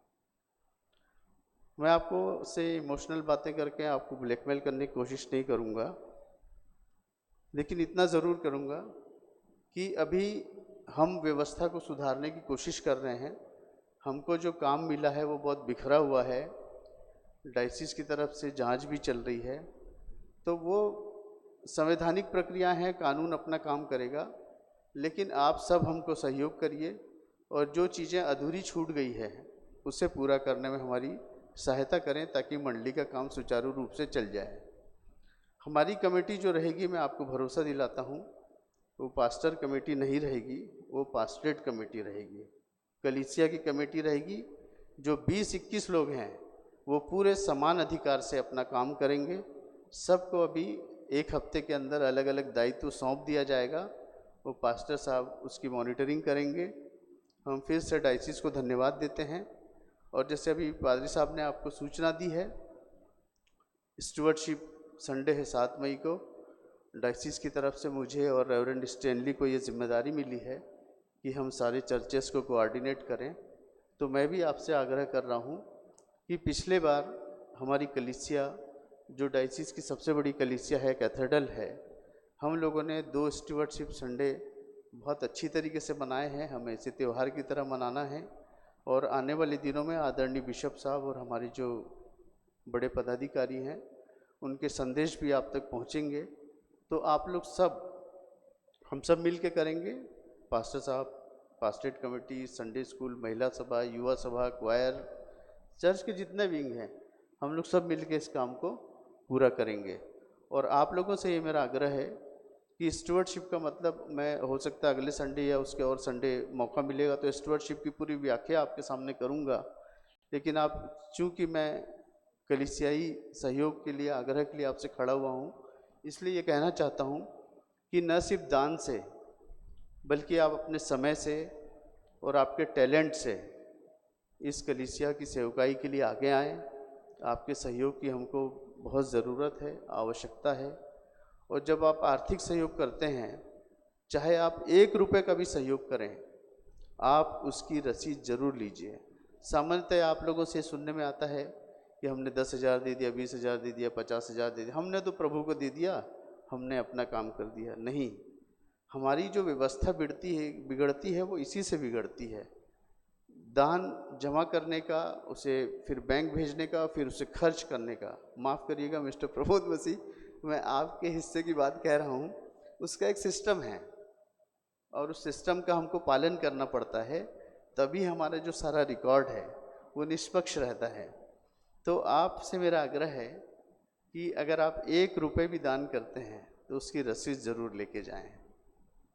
आगे हम समय समय पे और मुखातिब होते रहेंगे। जो डेवलपमेंट्स होंगे मैं और पादरी साहब आप तक पहुंचाते रहेंगे। और मैं पास्टर साहब का धन्यवाद करता हूं कि उन्होंने मुझे कमेटी की ओर से अपनी भावनाएं रखने का मौका दिया। धन्यवाद। जय मसीह की।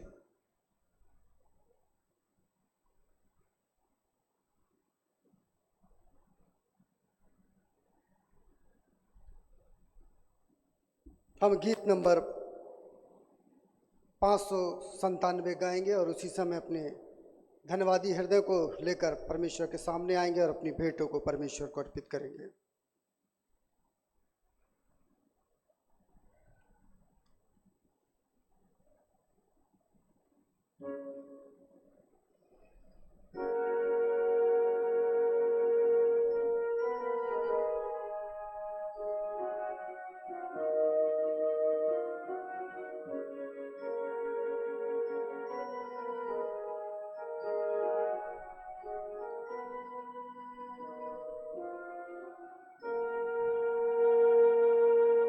प्रभु तेरा हूँ, तेरे वचन से तेरा प्रेम पहचानता हूँ। मेरी लालसा है कि विश्वास से मैं जाके तेरे पास हूँ। रख तू मुझको है मसीह जाए सोता क्रूस से खा। रख तू मुझको है मसीह अपने घायल पांजर पा। आत्मिक शांति से काम के योग्य कर मुझको सेवा में लगा। मेरा मन कर स्थिर मेरी इच्छा को अपनी इच्छा से मिला। रख तू मुझको है मसीह जा सोता क्रूस से खा, रक्त मुझको है मसीह अपने घायल पांजर पर, अपनी प्रार्थना में जैसे मित्र से तैसे तुझसे बात करूं, जो एक घड़ी भी तेरे संग रहूं तो महानंदी तू। रख तो मुझको है मसीह जा सोता क्रूस से खा, रख तो मुझको है मसीह अपने घायल पांजर पर। सबसे गहरा प्रेम मैं न जानूंगा जब तक स्वर्ग न जाऊंगा। सबसे श्रेष्ठ आनंद तब मिलेगा जब तुझको आँख से देखूंगा। रख मुझको है मसीह जा सोता क्रूस से खा, रख मुझको है मसीह अपने घायल पांजर पर। प्रभु तेरा हूँ तेरे वचन से तेरा प्रेम पहचानता हूँ। मेरी लालसा है कि विश्वास से मैं जाके तेरे पास रहूं। रख तो मुझको है मसीह जा सोता क्रूस से खा, रख तो मुझको है मसीह अपने घायल पांजर पर।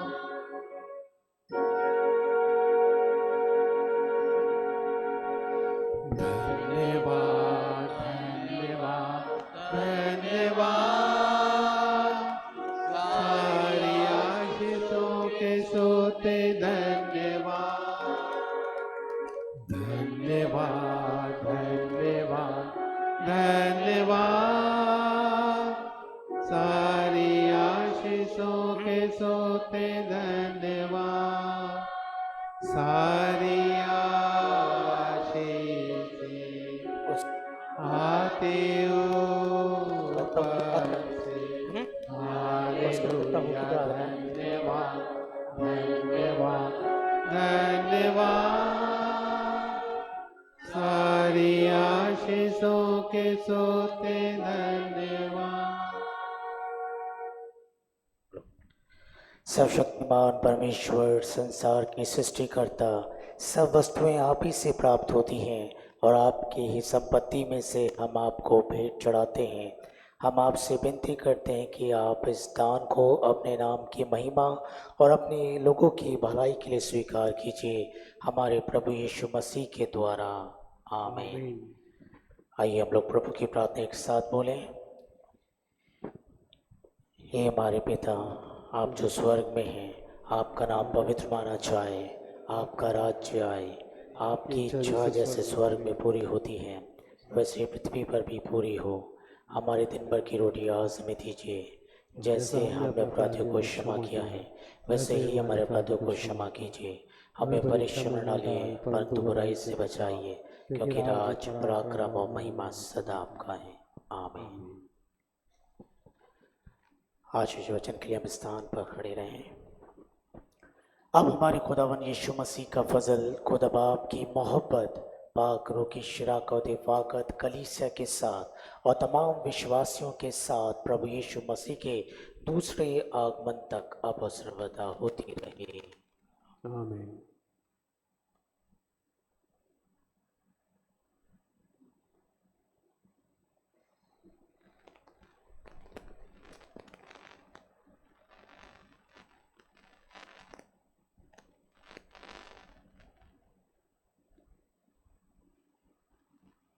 हम लोग गीत गाएंगे, गीत नंबर 597।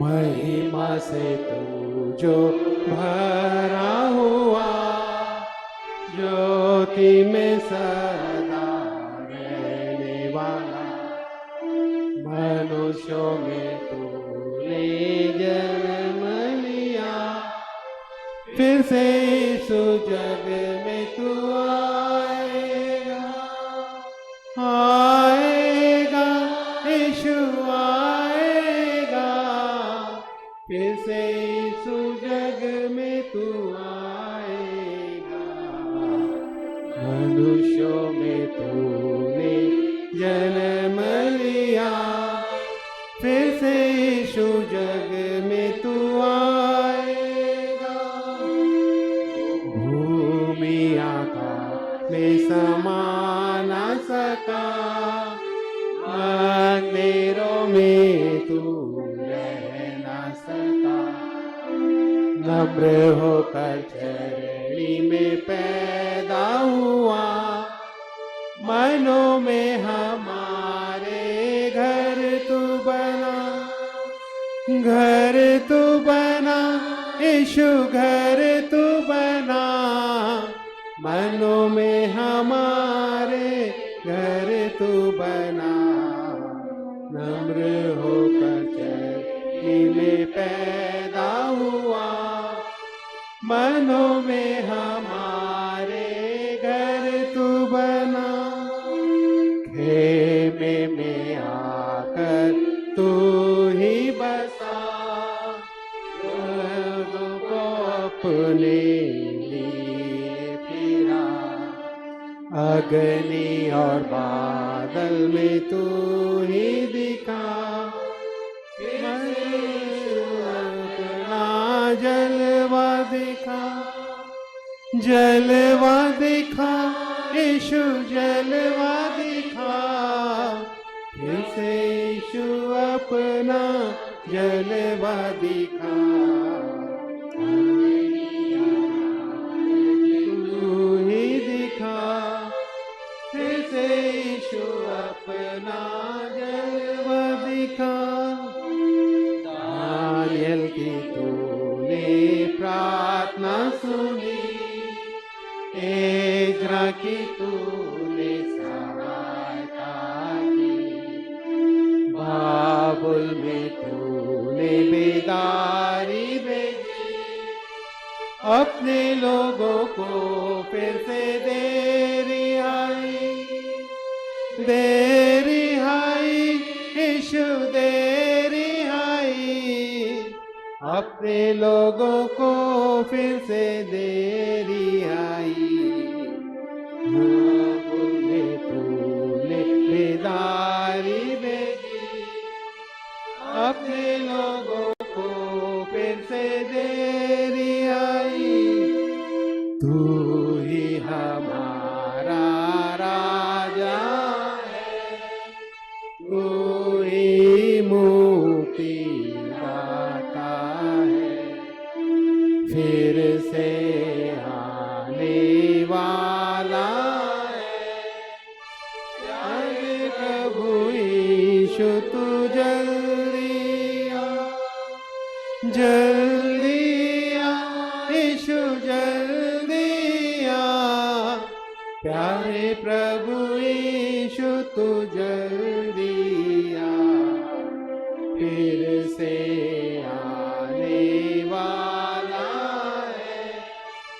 प्यारे प्रभु यीशु तू जल्दी आ। सलामती से जाओ, खुदा से मोहब्बत करो, क्रिस्ट यीशु के नाम, आमीन।